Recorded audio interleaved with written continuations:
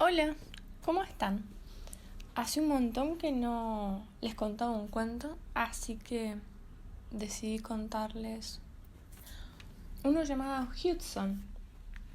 Es de Rosario Blefari y está en el libro de cuentos Las Reuniones.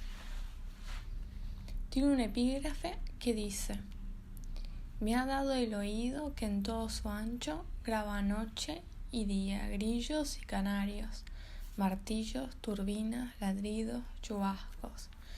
Violeta Parra, gracias a la vida. Los maestros sugirieron pasar el día especial en la ribera de Hudson. Ninguno de nosotros había estado antes ni sabía de su existencia. Nos pasaron a buscar muy temprano a cada uno por su casa en una combi alquilada. Bajamos de la autopista en la salida de Hudson, pero en vez de entrar a la ciudad, giramos a la izquierda por una rotonda y cruzamos la autopista por un puente para tomar un camino recto en dirección al Río de la Plata. Un camino que parecía infinito. Fueron en realidad un par de kilómetros por la rectísima línea recién marcada sobre el pavimento nuevo. Semejante rectitud y la más completa soledad. Éramos el único vehículo a la vista. Eran una incitación a largarse a una carrera, pero los lomos de burro, uno a pocos metros del otro, lo impedían. El alumbrado público se iba achicando hacia el punto de fuga en lo que parecía un ejercicio escolar de perspectiva. A los costados el paisaje agreste que se adivinaba parecido al primitivo. Parecía como una reserva ecológica muy paranaense.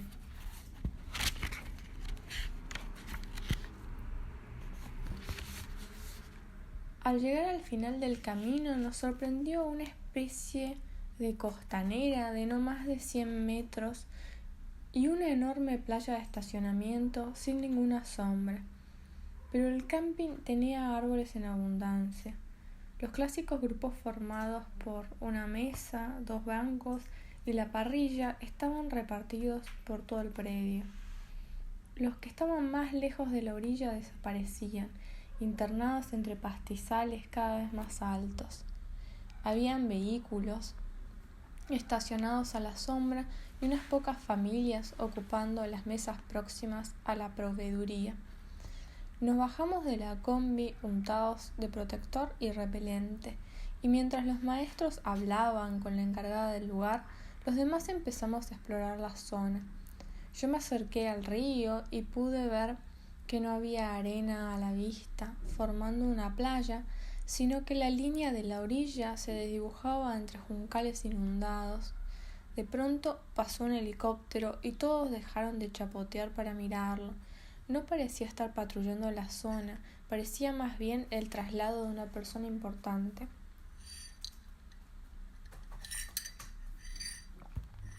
Los maestros parten de la idea de que algo está mal en la sociedad en que vivimos y hay que cambiarlo. El sufrimiento es la prueba. Dicen que podemos ver el sufrimiento en todas partes. ¿A qué atribuyen ese sufrimiento? Siempre hablan de eso y sigo sin entender a qué se refieren. Es decir, entiendo, y yo lo sabía de antes, que se trata de algo en relación al orden mundial. Lo que no entiendo es lo que quiere decir. Un día el maestro Julio dijo que lo que hay que cambiar es la idea de cambio, o tal vez eso entendí yo, porque justo un compañero me preguntó algo. Ya retomará el asunto, me imagino, quiero creer. Se supone que nuestras reuniones y prácticas, en especial lo de las tomas de sonido, tienen como objetivo crear conciencia acerca de estos problemas y meditar sobre su posible solución. Yo quiero ver hasta dónde llega todo, cuál es el objetivo final. Sospecho que hay algo detrás de las palabras e incluso de las ideas. Me acostumbré a ver cómo las ideas también son utilizadas para propósitos que no son explicitados. Además es difícil. Una vez que se empieza con algo así, desentenderse y desaparecer, no ir más a las reuniones o dejar de contestar las invitaciones. Siempre tenemos que confirmar la recepción del mensaje y asegurar nuestra presencia.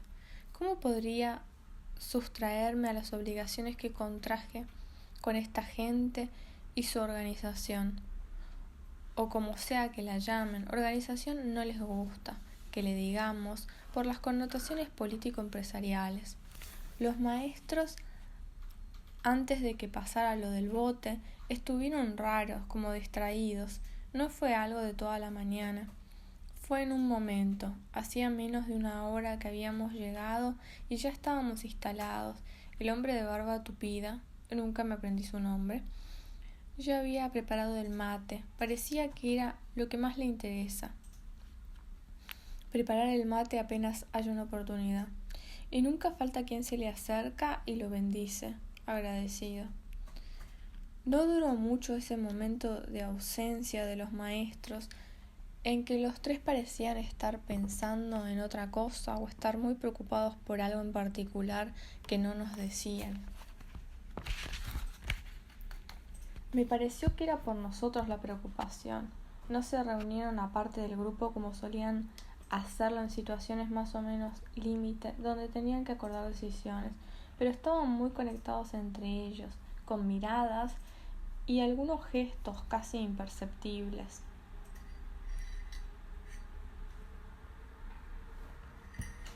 Era evidente que ellos no se sentían como nosotros, no parecían percibir de la misma forma el paso del día, los cambios de luz, el viento suave y tibio. Creo que uno de ellos desconfiaba del lugar, de la gente o de todo en general. Por fin alguien interrumpió. Era la mujer nueva que había viajado en el fondo de la combi y que se había mantenido callada desde que llegamos a la ribera. Su nombre era Sofía, pero yo no estaba enterada de eso en un primer momento. El maestro Julio era el que parecía más desconfiado y fue a él a quien ella le preguntó si estábamos seguros en ese lugar. La inquietaba la presencia de las otras personas ajenas al grupo. Se notaba que algunos eran visitantes habituales o también podían ser parientes de los dueños del camping.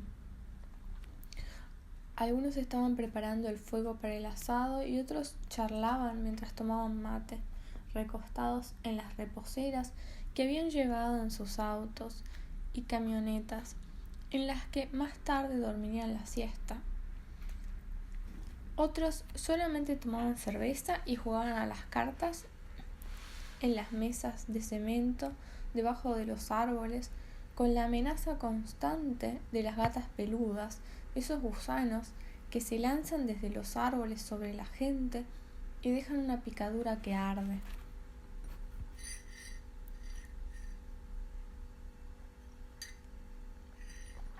Más alejado había un grupo de adolescentes con un adulto. Estaban formados en ronda, el adulto en el medio, tirado en el suelo boca abajo.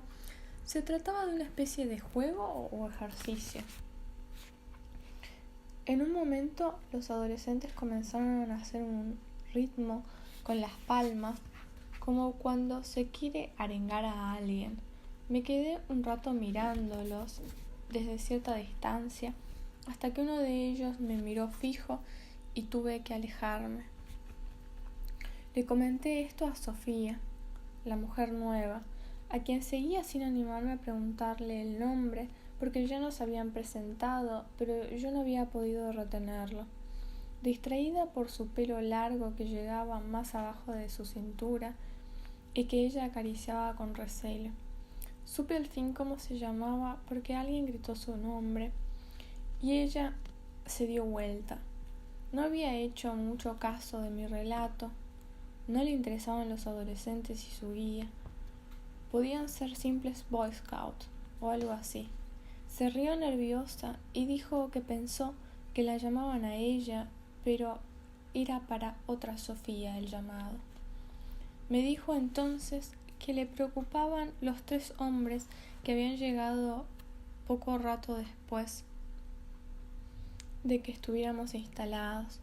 Uno de ellos se destacaba por su voz, su cuerpo y por los rasgos de su cara. Parecía un actor de cine estadounidense. Era el que más hablaba y se reía fuerte. No trajeron nada para hacer asado, compraron una botella de cerveza en la proveeduría y se sentaron cerca como para pedir más y más cervezas. No podía verlos bien en detalle o escuchar lo que decían. Solo percibí que tomaban la cerveza con fruición y que el hombre llamativo hablaba mucho, sacándose el flequillo negro, lacio y tupido de los ojos con un gesto brusco de la cabeza que repetía una y otra vez. Otro de los hombres fumaba cigarrillos negros muy olorosos y el otro, que se reía todo el tiempo, tenía las mejillas coloradas como si tuviera rosácea.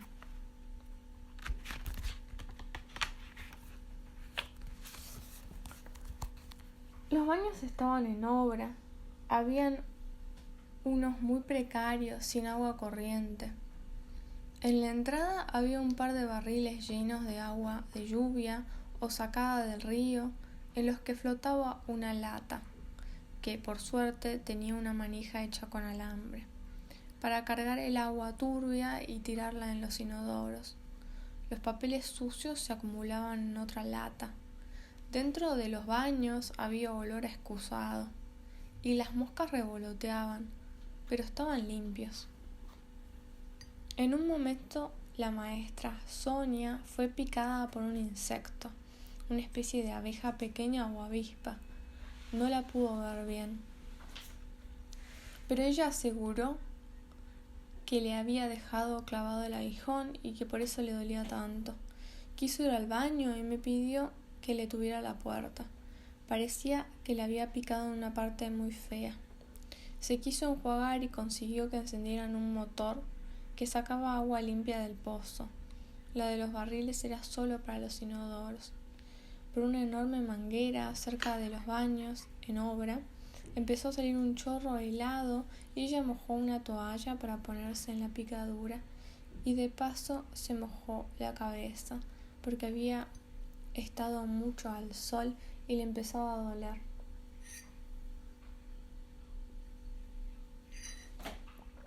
Cerca del mediodía nos subieron a un bote con motor. El maestro Toño se mareó enseguida.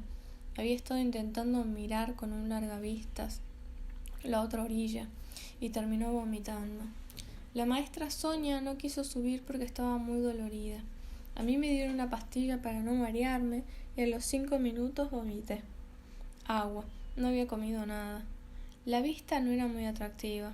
El sol estaba cada vez más fuerte y tampoco se podía conversar por el ruido.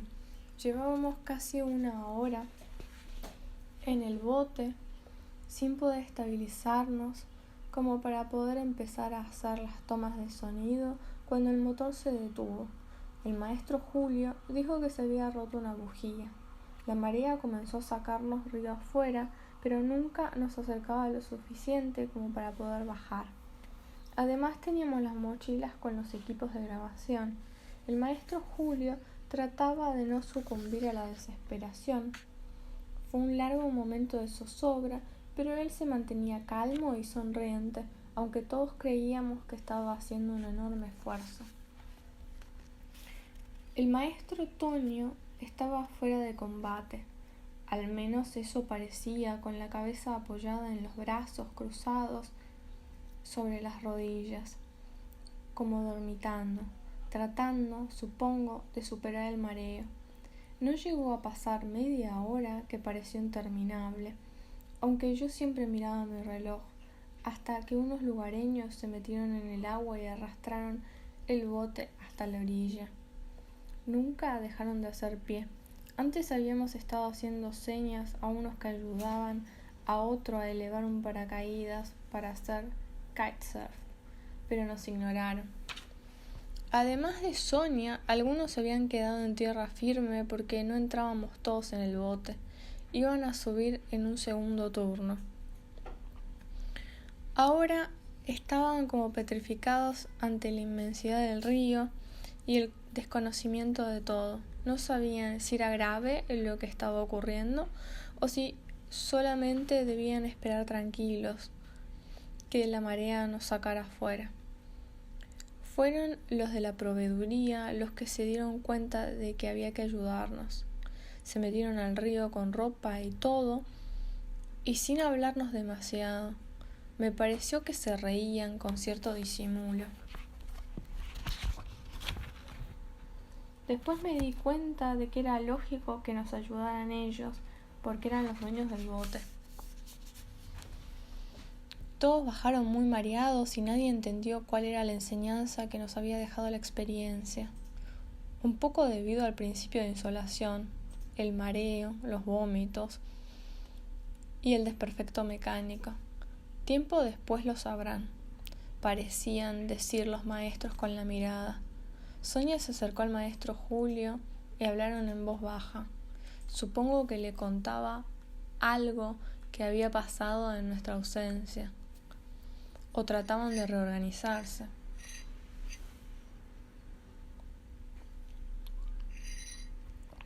Nico, el único a quien considero un poco mi amigo, quiso estar un rato solo y se alejó del grupo mientras los que podían se disponían a almorzar. La mujer mayor sacó un mantel con el que cubrió una de las mesas. Todos sacaron de sus mochilas lo que habían llevado: sándwiches, tortillas, frutas y huevos duros. Se siguen llevando huevos duros a este tipo de reuniones. Y los pusieron para compartir, mientras los maestros bajaban un cajón de gaseosas de la combi y compraban hielo en la proveeduría. Nico tenía un poco más de 20 años, estudiaba por su cuenta historia argentina y estaba de acuerdo con eso de que las cosas no estaban bien así como estaban, pero se sentía enojado con los maestros. Una vez me dijo que iban muy lento con todo, que se tomaban demasiado tiempo para conseguir que llegáramos por nuestra cuenta a las conclusiones que había que llegar. Él quería que le dijeran de una buena vez cómo había que hacer o qué teníamos que hacer cada uno para superar la situación y no solo seguir recolectando y entregando los audios. El maestro Toño vio que Nico se alejaba y me hizo un gesto como diciendo que lo dejáramos tranquilo. A medida que nos recuperábamos todos del mareo del bote, íbamos comiendo como si no hubiese pasado nada. Todo volvió a la normalidad después de almorzar, salvo Nico, a quien veíamos caminar por la costanera sin sombra. Yo tenía mucho sueño y nada de ganas de grabar. Tenía el equipo listo desde la mañana. En el bote casi se me había caído el micrófono al agua en un intento por empezar a hacer algo apenas nos alejamos de la orilla. Pero enseguida desistí por el ruido del motor. Todo eso había sido antes de descomponerme. Mi intención había sido hacerle algunas preguntas a Mara, la chica del moño escocés que siempre trae golosinas a los encuentros. Ella seguramente tenía algo que decir, algún ruido que hacer o cantar. Creo que sabe cantar en italiano. Los maestros insisten con que no es necesario buscar cosas que salgan de lo habitual, pero a mí me tira eso, un timbre de voz que me llame la atención o algún buen relato. Podía volver a intentarlo. Era el momento, pero el sueño me ganaba. Pregunté a la maestra Sonia si estaba bien tirarme un rato sobre el pasto con una manta y después empezar a grabar. Me dijo que sí, pero no creo que le gustara mucho que le preguntara a ella. Prefería no responsabilizarse tanto. Tal vez debí habérselo preguntado de otra forma. Como me daban miedo las gatas peludas, me tapé por completo con una lona que tenía en la mochila y que, por suerte, había llevado pensando en cubrir los equipos si el sol se ponía muy bravo.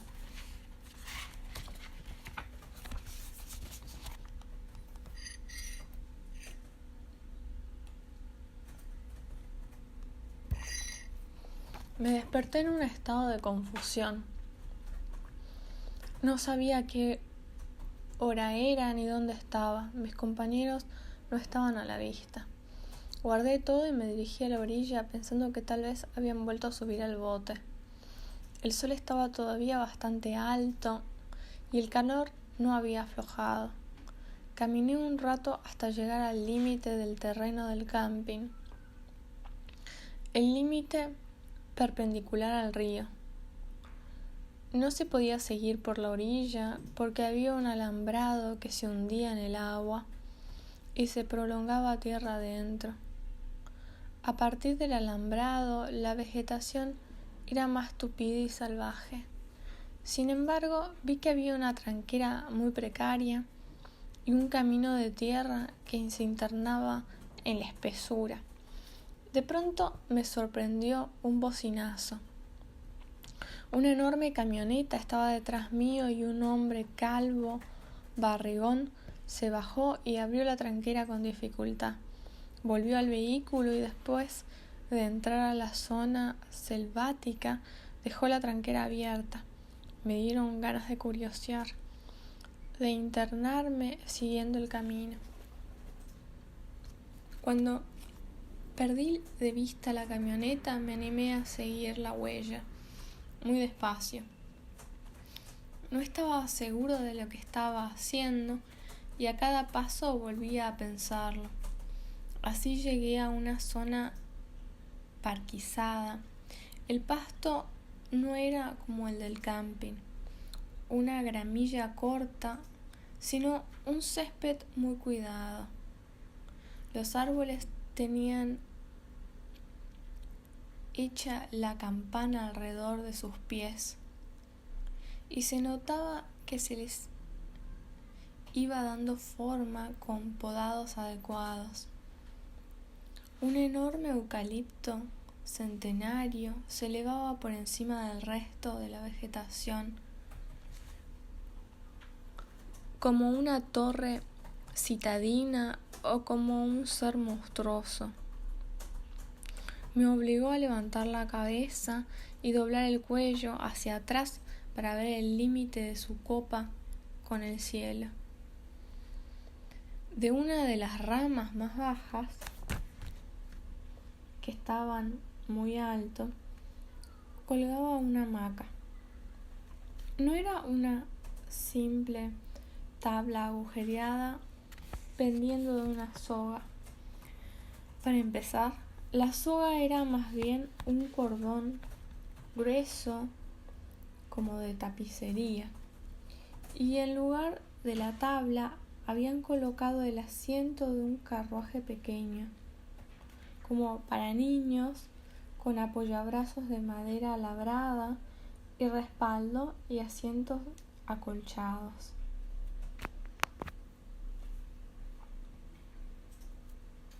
Nunca había visto algo así y sentí el impulso de probarla, pero estaba por sentarme cuando un perro enorme salió corriendo de atrás de un cerco de retamas amarillas.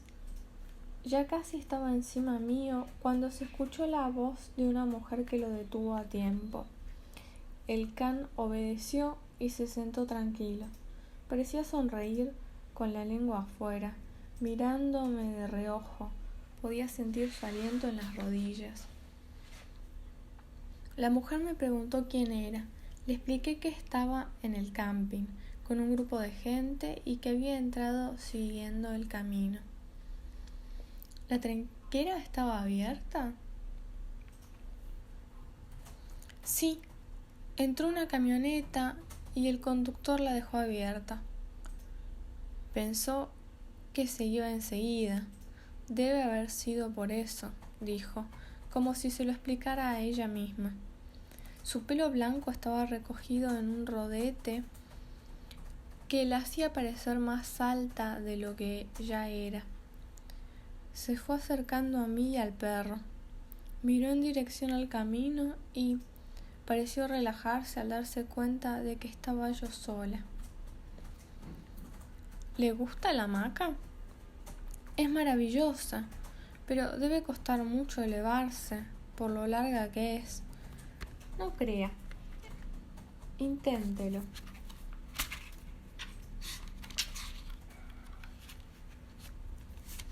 Primero fui hacia atrás y, poniéndome en puntas de pie, inicié una carrera corta y rápida hacia adelante. Cuando despegué los pies del piso, me dio la impresión de que apenas me movía. La mujer pasó por detrás mío y se dirigió al grueso tronco del árbol. De pronto sentí que el impulso hacia atrás se prolongaba más de lo esperado y en el extremo del vaivén hacia adelante mis pies se despegaron casi 1 metro del suelo. La velocidad y la altura ascendían en cada movimiento sin que yo ni siquiera rozara el suelo. Llegué a pensar que la mujer me estaba empujando porque algo de lo que ocurría me hizo recordar cuando era muy chica y mi abuelo me amacaba en la plaza. Un impulso poderosísimo que seguía me hacía elevarme sin que yo hiciera ningún esfuerzo, incluso dejándome un susto corto y pronunciado, el de la inercia cuando nos tira la cabeza hacia atrás con el primer empujón. Cuando la busqué con la mirada, vi que accionaba un mecanismo disimulado en el tronco del árbol. Me dijo que me agarrara fuerte y la hamaca se elevó unos cuantos centímetros más del piso y empezó a balancearse con más fuerza, pero al mismo tiempo era un movimiento retardado como en cámara lenta. Eso hacía que no causara vértigo ni diera la sensación de peligro.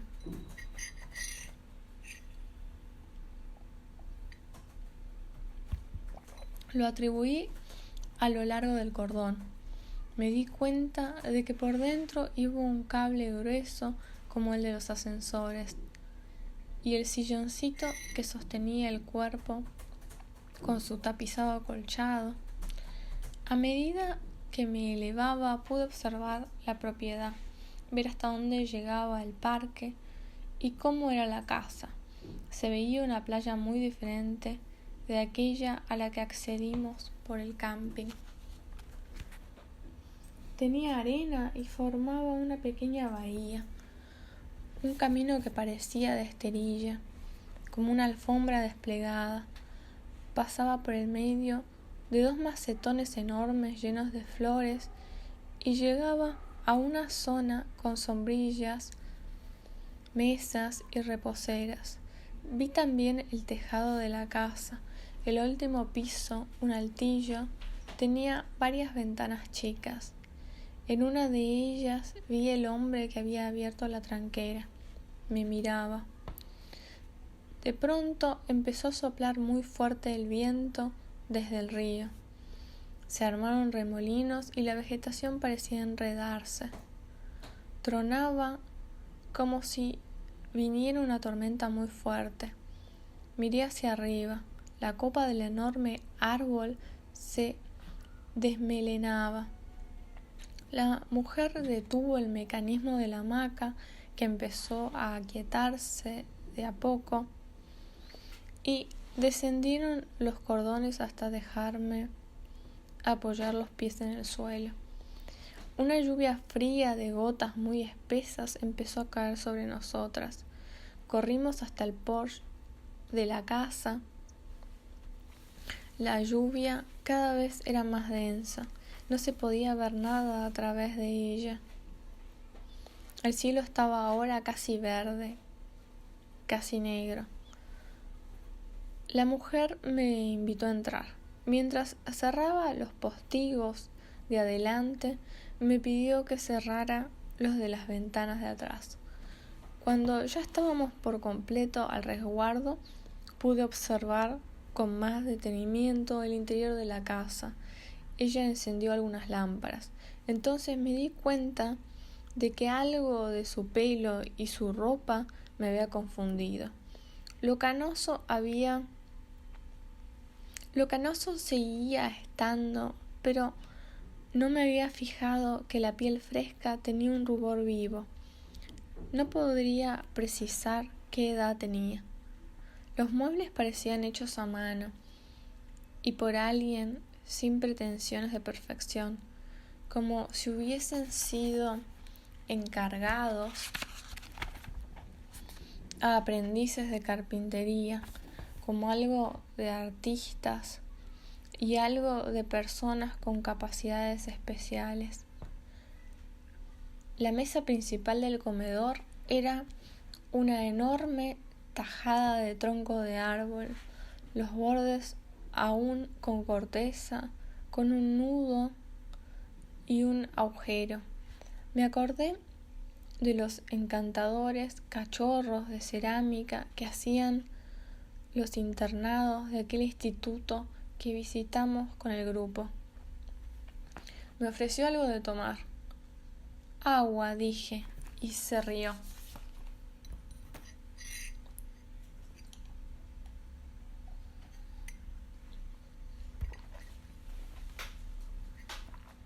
Puso la pava y sacó de un aparador con las mismas características que todos los muebles.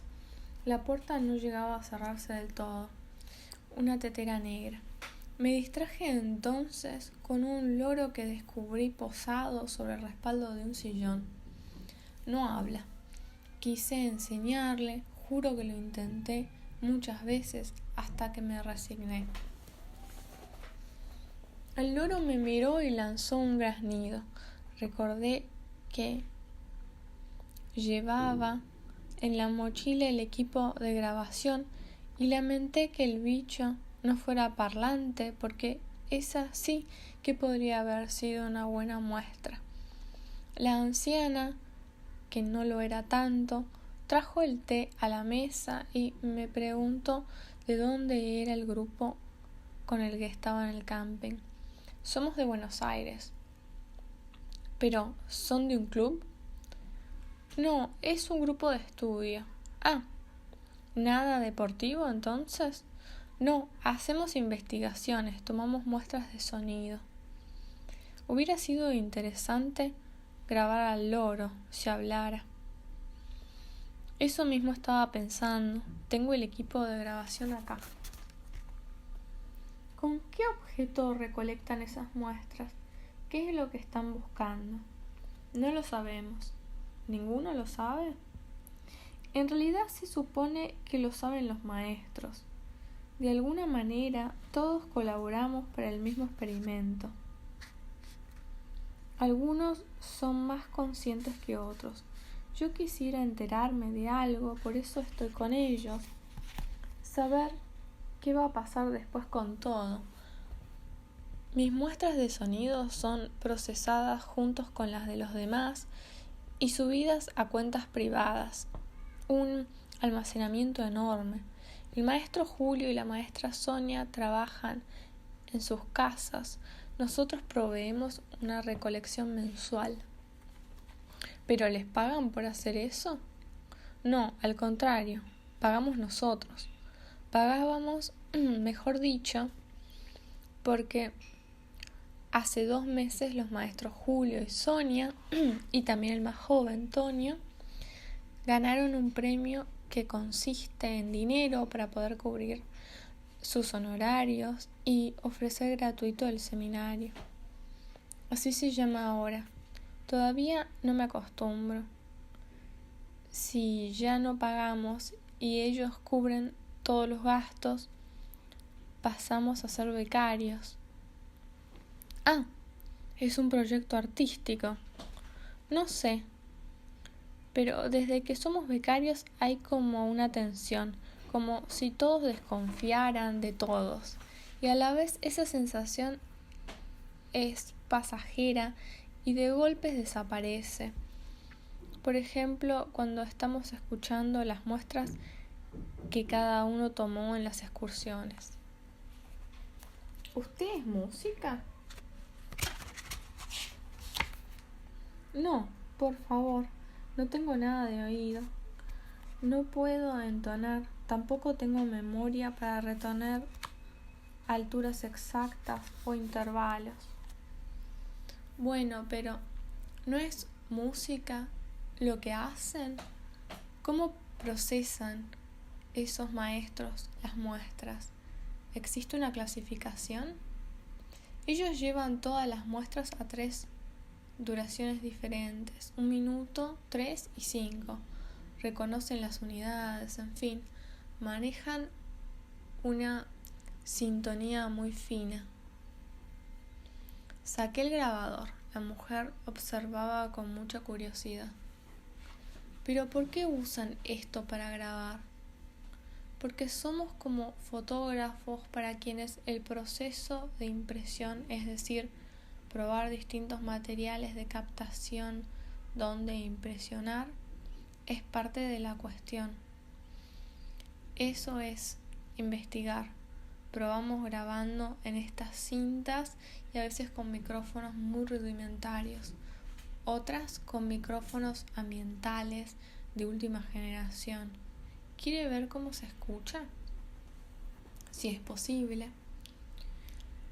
Le alcancé los viejos auriculares que ella agarró con un poco de desconfianza, pero a la vez como alguien acostumbrado a maniobras similares.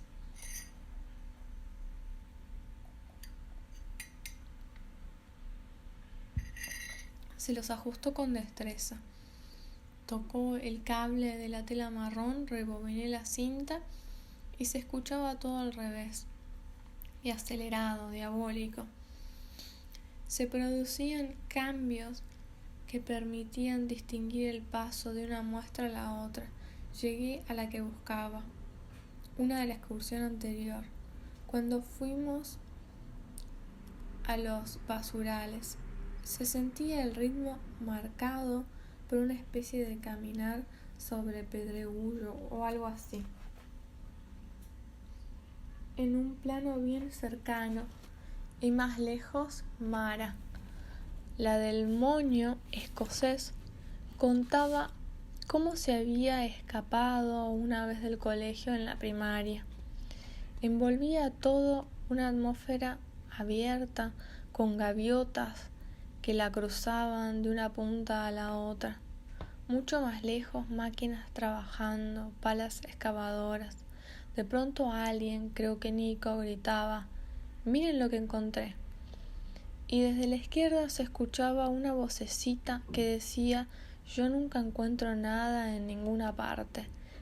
Era mi voz, muy cerca del micrófono, un susurro. La mujer escuchó atenta hasta que llegó a esa parte y se rió con una carcajada. «Eso es una porquería», terminaba diciendo la mujer mayor, la del mantel. Tampoco me aprendo su nombre. La voz iba de izquierda a derecha y la seguía un estruendo agradable, por el plano en el que estaba, como de vidrios quebrándose. Cuando se sacó los auriculares, la mujer sonreía y me preguntó si esa muestra ya había sido procesada. Sí, es una de las de 1 minuto y está como la mandé. Solo le cortaron un poco del principio. Nunca editan cortando y pegando. El corte es al principio y al final para terminar duraciones, nada más. Los audios no son intervenidos, eso sí. Los ecualizan para dejarlos a todos en el mismo nivel de volumen y nitidez. Acá lo estamos escuchando tal como lo tomé. La tormenta había parado y abrimos los postigos. Afuera el cielo empezaba a abrirse y el aire diáfano. Después de la lluvia, filtraba rayos de luz transparente. Me despedí. Se hacía tarde y me debían estar buscando. Antes le pedí que me dejara grabar su voz. Cuando quieras. Abrió la boca en un círculo perfecto y empezó a emitir un sonido parejo, de una altura intermedia, como si esperara que la examinaran las amígdalas. Yo todavía no había buscado el lugar donde empezaba la cinta virgen. Tuve que adelantar y poner a grabar.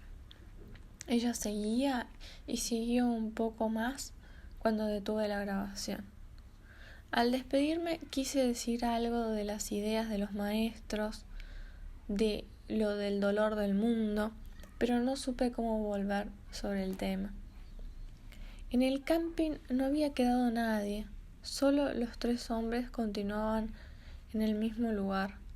Estaban empapados. Cuando me estaba acercando a la proveeduría para preguntar si sabían algo de mis compañeros, llegó la policía. Primero se bajó del patrullero una mujer que se dirigió hecho una furia al hombre de flequillo con cara de actor y les decía a los 2 policías, un hombre y una mujer: «Acá está, ¿vieron?», les dije. El hombre estaba sorprendido y se sonreía. Terminó subiendo al patrullero y yéndose con ellos. Los de la proveeduría bajaron de inmediato los tablones que cerraban la boca de expendio.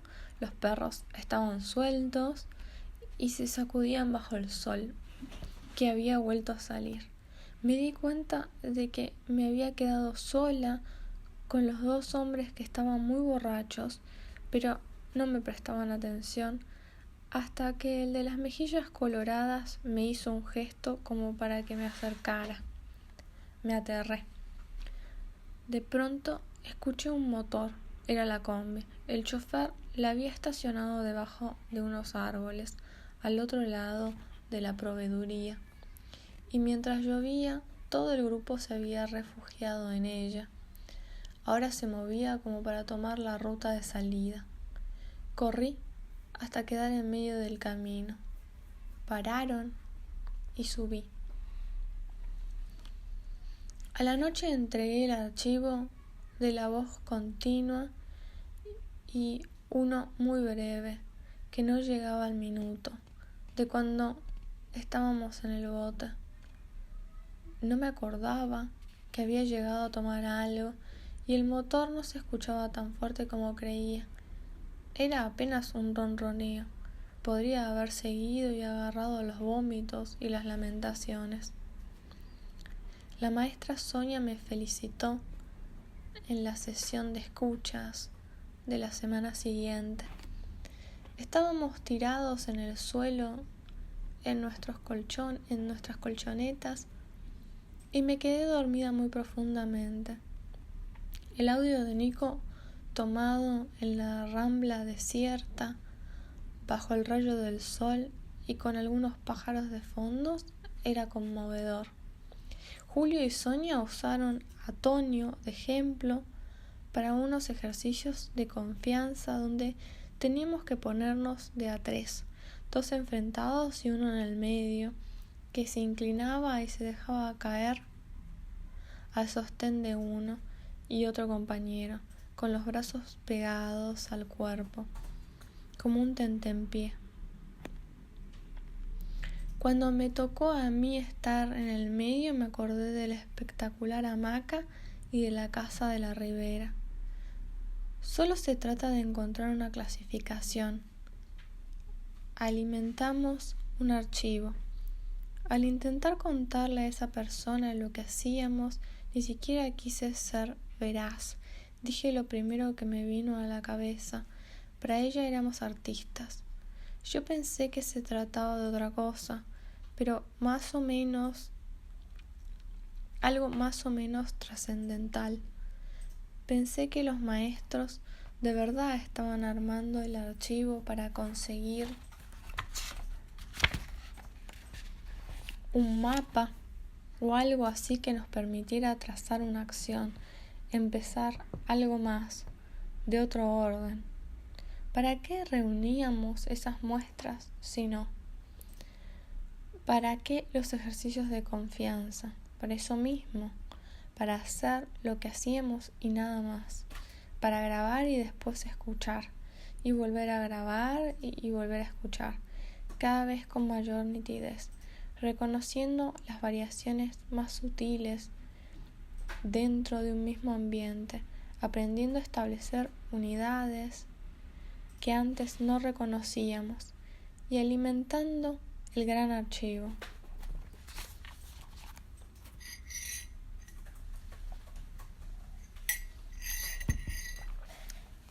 Nico estaba tranquilo como nunca. Con la plata que había ahorrado en los últimos meses se había comprado un micrófono nuevo.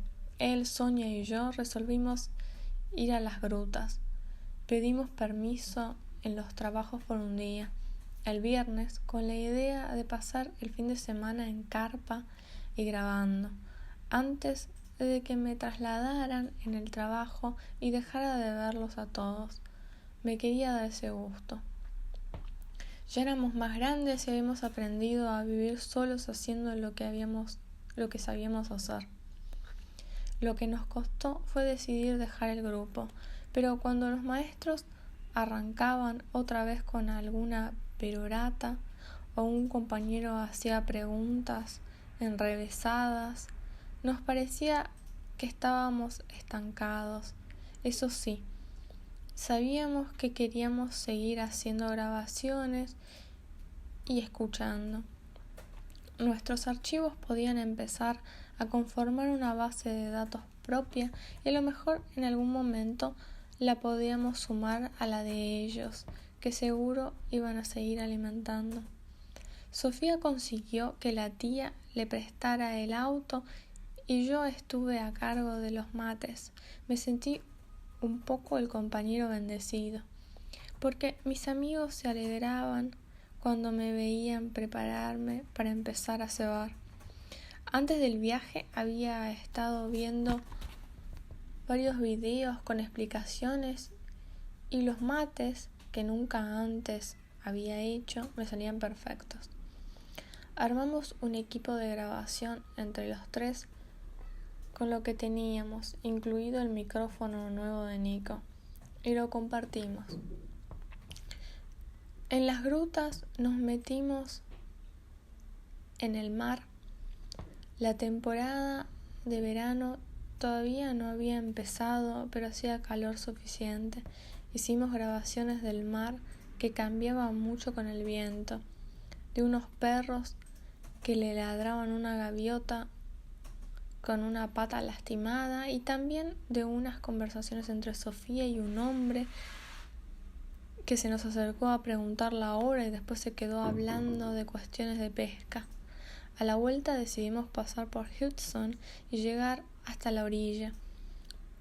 Podíamos tal vez comer algo ahí.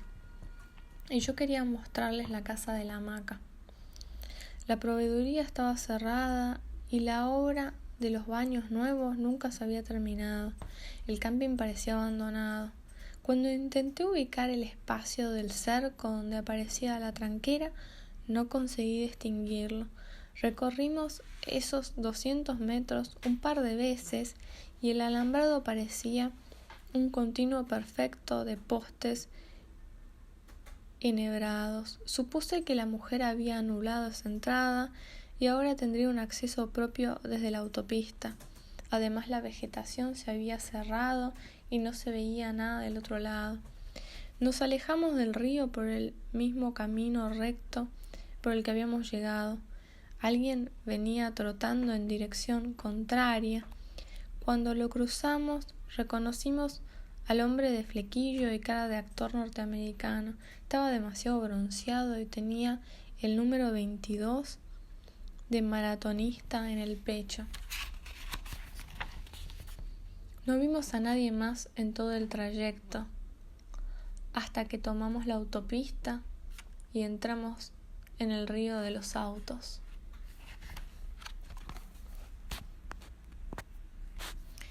Fin. Espero que les haya gustado. Gracias por escucharme.